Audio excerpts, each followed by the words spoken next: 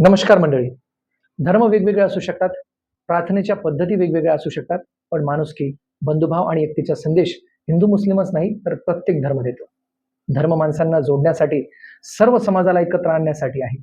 याच पैगंबर हजरत मुहम्मद यांच्या माणुसकी, प्रेम, न्याय आणि एकतेच्या शिकवणीची आठवण करून देणारा दिवस म्हणजे ईद ए मिलाद.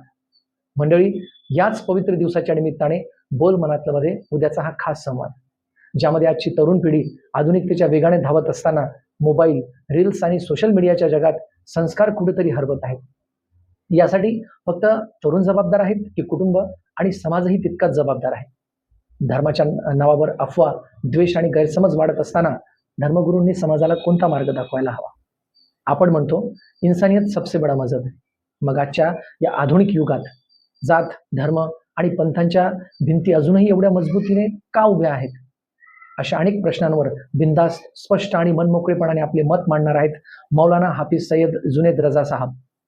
यांनी यवतमाळ, लखनौ आणि बरेली येथे धार्मिक शिक्षण घेतल्यानंतर ते सध्या दिग्रस येथे इमाम म्हणून सुप्रसिद्ध आहे.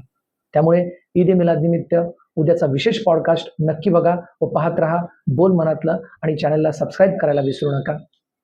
धन्यवाद.